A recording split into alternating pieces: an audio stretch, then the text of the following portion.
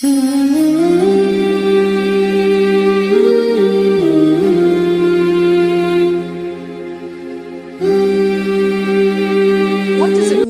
be Muslim in America. We'll talk with the president of the Islamic Society of North America, who says American Muslims in particular have an enormous responsibility to live as exemplary Muslims and to demythologize Islam to the American public. Hello and welcome to Penn State Public Broadcasting's Common Ground Lobby Talk, which is produced in collaboration with Penn State's Institute for the Arts and Humanities. I'm Patty Satalia.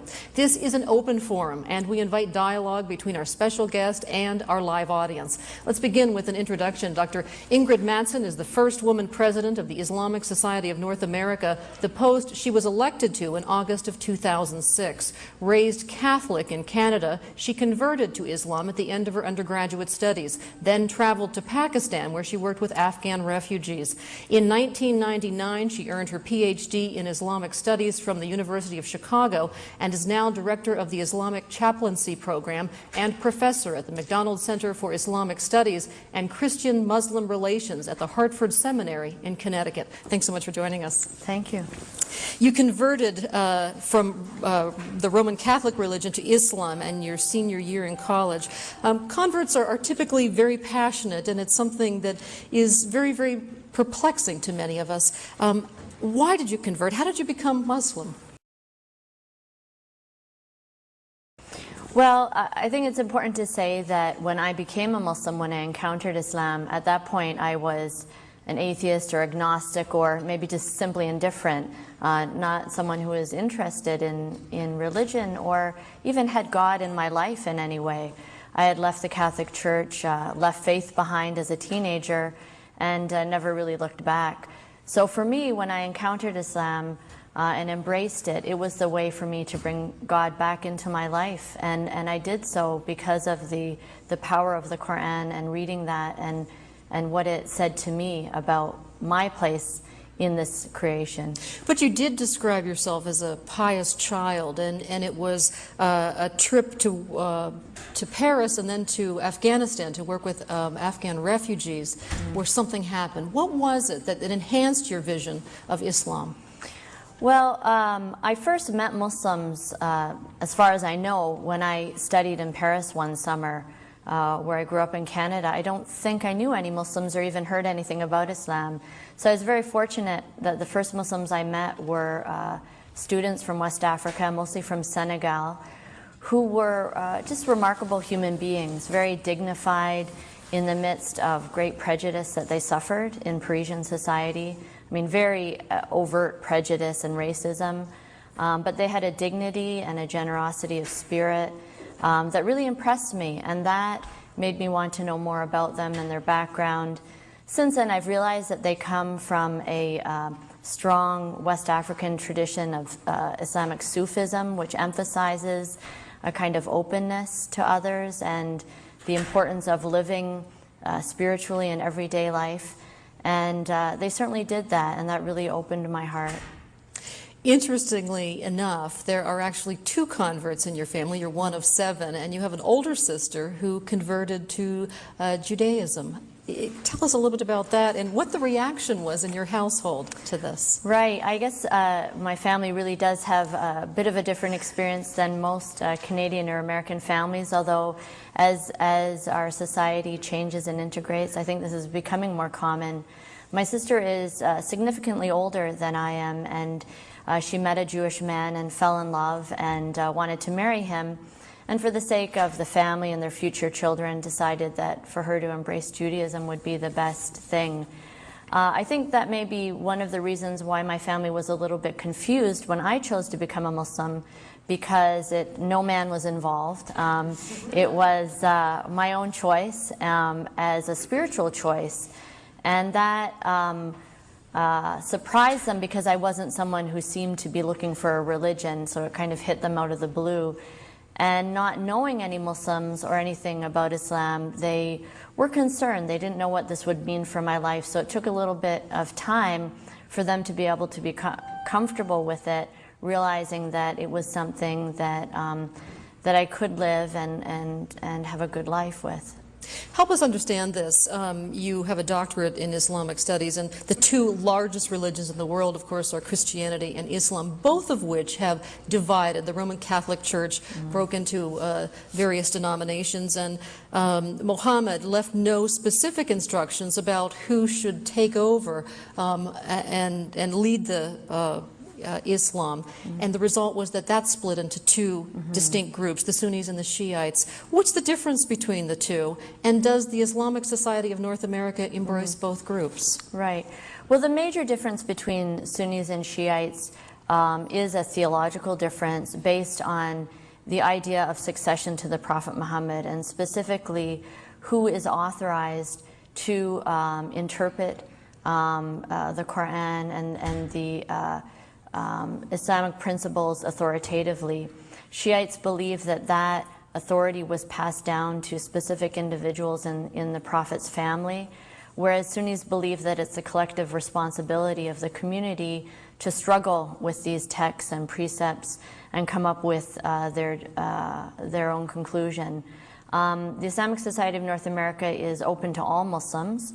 Demographically, we are a majority Sunni, but we have Shiite members, and there's no criteria for sectarian exclusionary criteria for our organization. In fact, we had a Shiite president when in our first manifestation as a Muslim Students Association.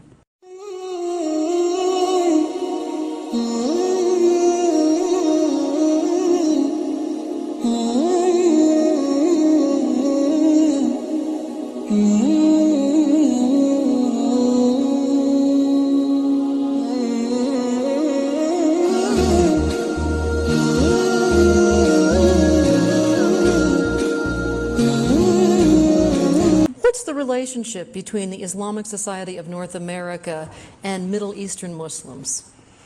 The relationship is only one of emotional ties as part of the global Muslim community, but also we have developed primarily out of the experience of immigrant Muslims who came to study in the United States, found themselves wanting to have some sense of community as Muslims in what to them was a foreign land, formed the Muslim Students Association of Canada and the United States, thinking that eventually they would go back to their homes. Some of them did, but many stayed, had families. Their children didn't want to go back to Egypt or Pakistan or wherever they came from. They realized that this was now their home, and then developed the Islamic Society of North America as the next step, as the kind of fully adult organization that would represent all Muslims. And now our membership includes primarily people who were born in this country, whether they're from a Caucasian or African American community or second-generation Muslims whose parents immigrated, but they themselves were born here. The organization itself was established back in 1963, and today you can count some 20,000 people among its members. What's the purpose or the mission of the Islamic Society of North America? Our mission is to be a common platform for the diversity of Muslims in North America, and that includes individuals and organizations and communities. So in fact, our umbrella embraces even more than those 20,000 individual members, thousands more who are represented in the over 300 mosques and Islamic centers that are affiliated with our organization, as well as professional organizations like the Islamic Medical Association that are part of our membership body. Muslims in North America are highly diverse in terms of their outlook, background, in every aspect of demography that you could imagine. And what we seek to do is certainly provide guidance on some issues, but more than that, to provide a common platform for discussion, for dialogue, to engage all the different aspects of this community so that we can come to, if not agreement, at least come to know each other and work for some common goals.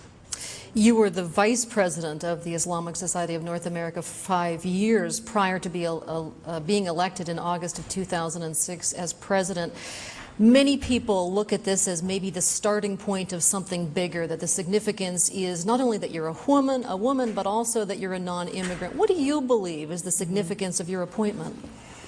Well, certainly we're at the stage in our development as Muslims in North America where our leadership should reflect who we are as a community. And it's natural that by now this organization should have someone who's a native English speaker, for example. And this is not to in any way belittle the contributions of all those who served ahead of me. They did a wonderful job and built up this organization. But like every other Muslim community in the world, we should be having institutions and leadership that is homegrown and that is really embedded and relevant to the society. So that's what I see as primarily important. Certainly being a female is something that has gotten a lot of attention. And I think what's the most interesting thing is the fact that it was such a non-issue for our members, that it seems that it was a very natural development to them that having served my 2 terms as vice president, I would now have the opportunity to serve as president. So I think for many of us that was more surprising than anything, the fact that there wasn't a lot of discussion about it. There are some, though, and I think it's a minority, who are opposed to a woman leading this organization. And in fact, there are some who use this saying, which is ascribed to the Prophet Muhammad, which translates roughly to, whenever God wants the destruction of a people, he makes a woman their leader. How do you respond to that? Well, certainly there are those people who believe that Muslim women shouldn't have public roles. And the question is, what is their proof for that? There are many, many sayings that are attributed to the Prophet Muhammad, and Muslim scholars have always looked at those and tried to sort which are authentic and which are fabricated. Many of them were fabricated for political purposes or people who wanted to support their position. And that's what we have to look at when we see, in fact, and we weigh any particular saying against all the other things the Prophet Muhammad said, what he did, and also the message of the Quran, which is clearly states that Muslim women can contribute to the same level and in the same way as Muslim men. We see that women had public roles during the lifetime of the Prophet Muhammad, and his immediate successors followed women who were in leadership positions. So when we look at the preponderance of evidence, I think we have to give these other reports their Are you place. saying that that particular saying can't justifiably be attributed to him? Well, this is a question of hadith scholarship, and I would defer that to those who have more who are specialists in that area, but there has been a lot of discussion about that statement and whether it in fact violates many other clear Quranic statements about gender equality, as well as other statements attributed to the Prophet Muhammad. In your role as the president of the Islamic Society of North America, you say you have detected what you would call Muslim fatigue among North Americans. And in fact, you say, the sense I have from Americans is that they don't want to hear Muslims talking about Islam anymore. They just want us to do something to stop causing all these problems in their lives. And I'm wondering, is this the challenge for you as president? And what you're going to do to make Islam better understood among Americans? I think the first challenge is to show that Muslims are like other people, in that we have our good guys and our bad guys.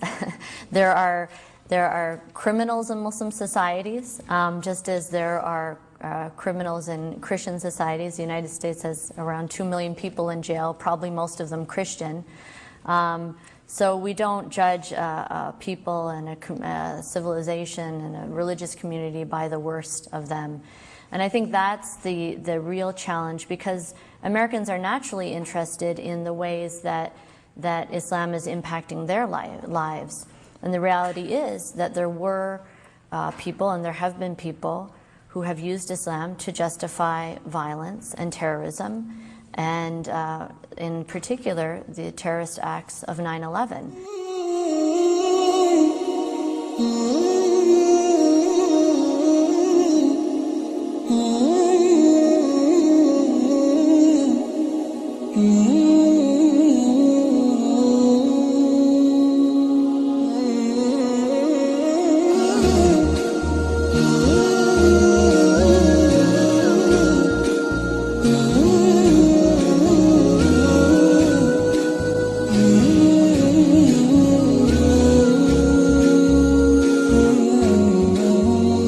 That's a reality. So Americans are going to be first and foremost interested in that.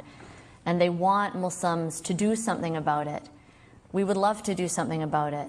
But what kind of role do we have? We have our voice, we have our writing, we have our example, but we are not ultimately in control of these people who are doing these things. And I think it's that sense of collective guilt or responsibility that we really have to try to avoid and explain to American people and have them see that it's unfair to put that burden on us.